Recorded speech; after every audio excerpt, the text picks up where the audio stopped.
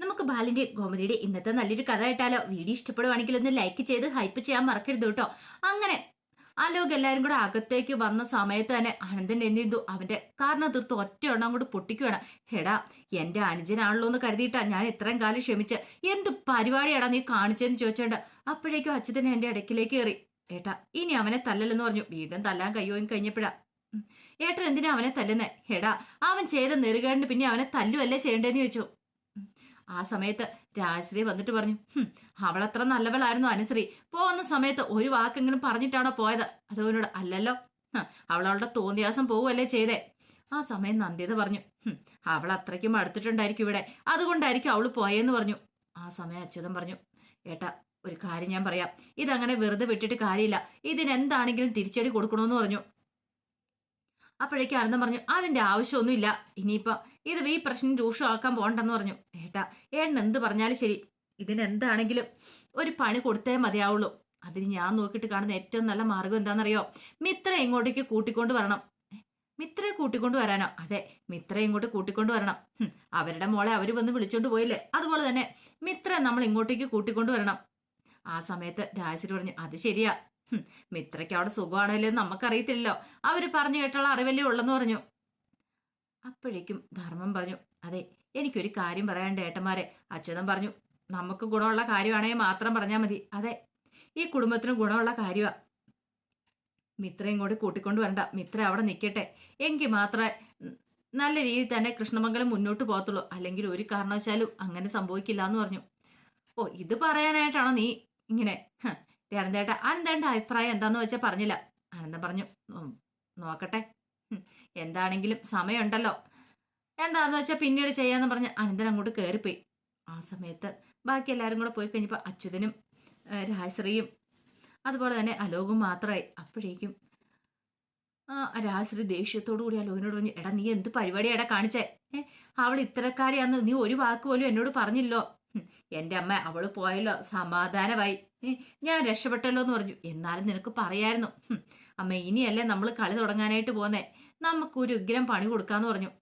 അച്യുതൻ പറഞ്ഞു, തൽക്കാലത്തേക്ക് ഏട്ടനോട് സോറിയൊക്കെ പറഞ്ഞ് നിൽക്കാം, എന്താണെങ്കിലും നമ്മൾ പണി കൊടുക്കും എന്ന് പറഞ്ഞാൽ പണി കൊടുക്കും. ഏട്ടന്റെ സ്വഭാവത്തെക്കുറിച്ച് അറിയാലോ, അതുകൊണ്ട് ഒന്നും ഏട്ടനെ അങ്ങോട്ട് കണ്ണടച്ച് വിശ്വസിക്കാനൊന്നും പറ്റില്ല.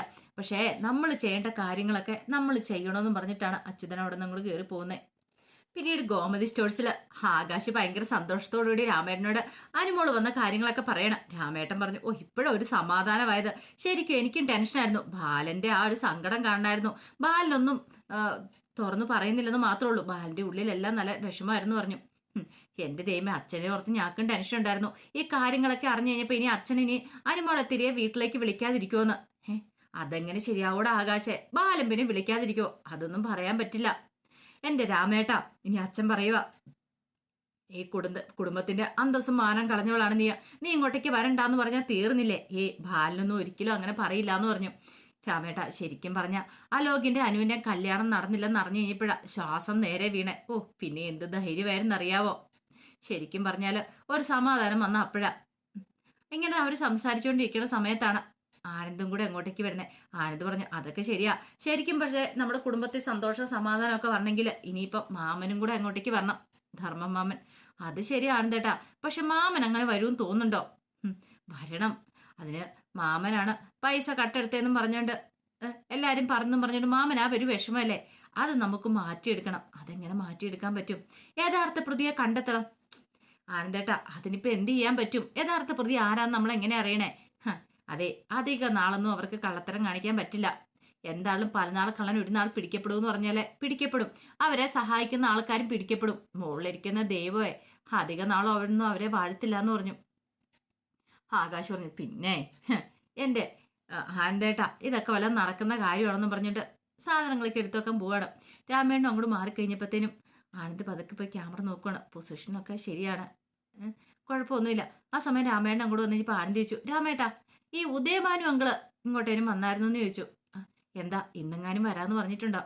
അല്ല, ഞാൻ ചോദിക്കുവേ, ഇന്നലെ അങ്ങോട്ട് വന്നിട്ടുണ്ടായിരുന്നു പറഞ്ഞു. ഓ, വന്നിട്ടുണ്ടായിരുന്നില്ലേ?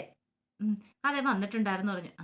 അങ്ങനെയാണെങ്കിൽ നാളെ മറ്റന്നാളും ഒക്കെ വരുമായിരിക്കും, കാര്യങ്ങളൊക്കെ കൂടുതൽ എളുപ്പമാവും. കള്ളന് പിടിക്കപ്പെടും എന്നുള്ള കാര്യത്തിൽ ആനന്ദിന് ഒരു സംശയം ഉണ്ടായിരുന്നില്ല. ഉറപ്പായിട്ടും ക്യാമറയ്ക്കകത്ത് പതിയും എന്നൊരു ചിന്തയായിരുന്നു ആനന്ദിന്റെ മനസ്സ് നിറയെ ഉണ്ടായിരുന്നത്. ഇതേ സമയത്ത് ഉദയഭാനു കഴിക്കാനായിട്ട് ചപ്പാത്തിയും ചിക്കനും ഒക്കെ ശ്രീകല കൊണ്ട കൊടുത്തു. ഉദയഭാനു നോക്കി, ഓ എടി ഇതൊക്കെ കണ്ട കാലം മറന്നായിരുന്നു.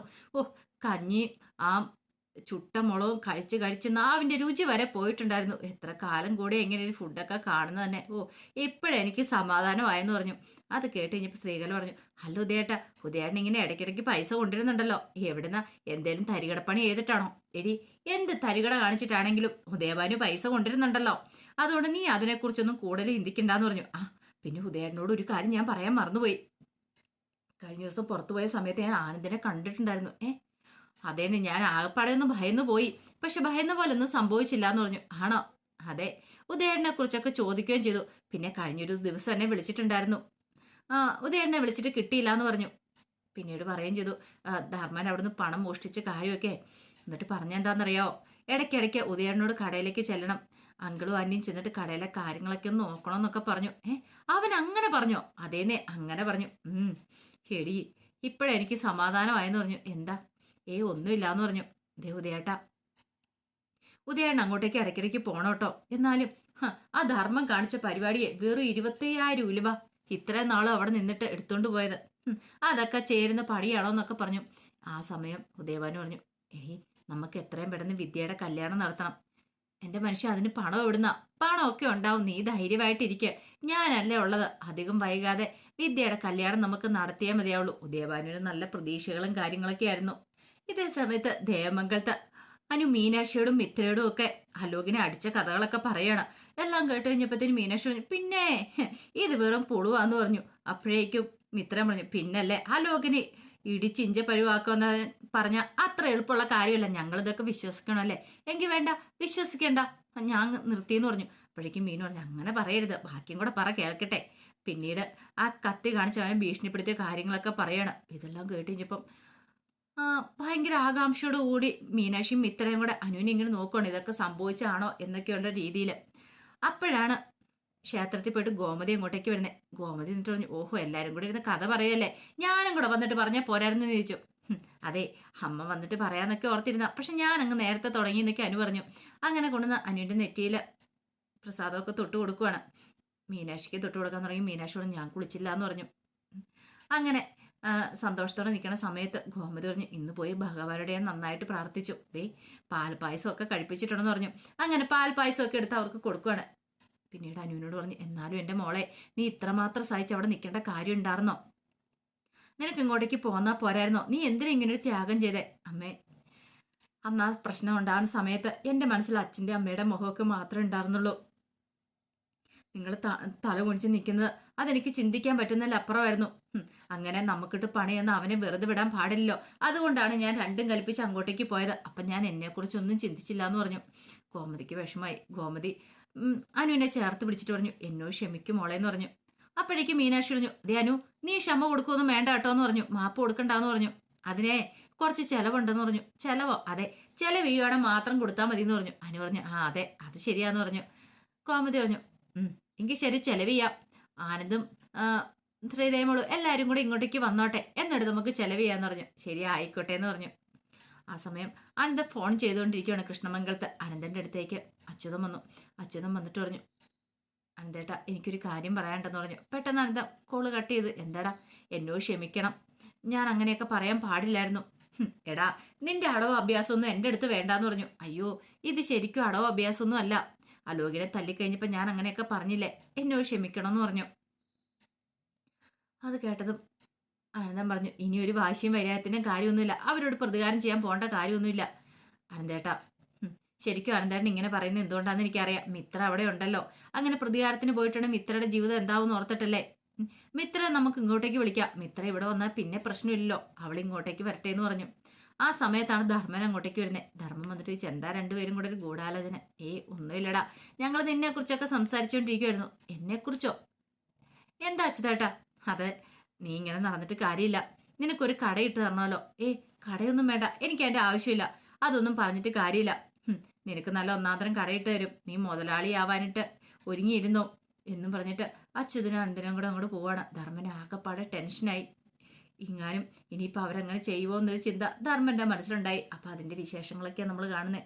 ഇതിൻ്റെ ബാക്കി വിശേഷങ്ങളുമായിട്ട് വൈകുന്നേരത്തെ പ്രമോയി വരാട്ടോ. ഒരിക്കൽ കൂടി എല്ലാവർക്കും ശുഭദിനം നേർന്നുകൊണ്ട് നിർത്തുന്നു.